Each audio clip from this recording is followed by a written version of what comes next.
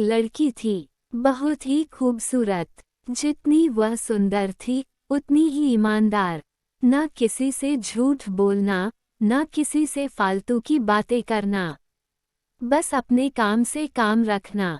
उसी क्लास में एक लड़का था, वह मन ही मन उससे बहुत प्यार करता था।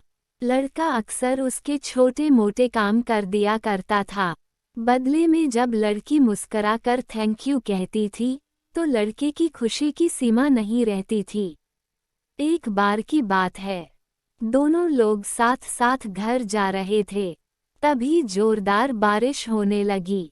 दोनों को एक पेड़ के नीचे रुकना पड़ा। पेड़ बहुत छोटा था, बारिश की बूंदें छन छन कर उससे नीचे आ रही थीं। ऐसे में बारिश से बचने के लिए दोनों एक दूसरे के बेहद करीब आ गए।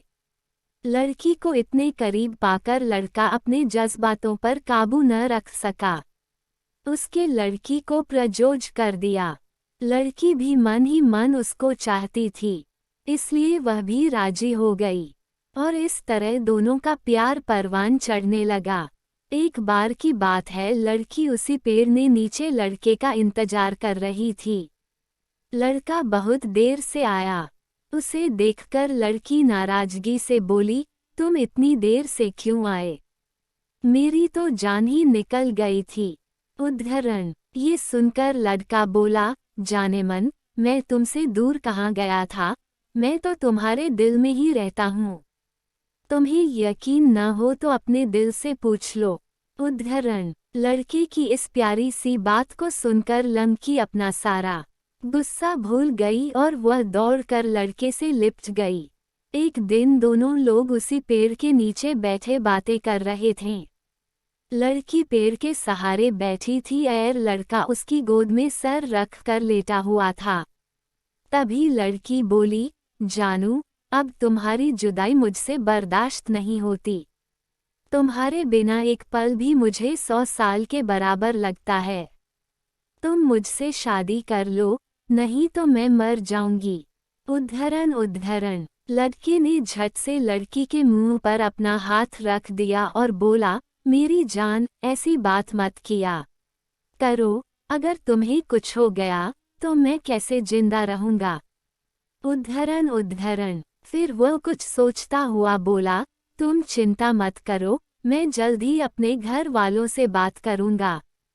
उद्धरण। उद्धरण। धीरे धीरे काफी समय बीत गया। एक दिन की बात है, दोनों लोग उसी पेड़ के नीचे बैठे हुए थे।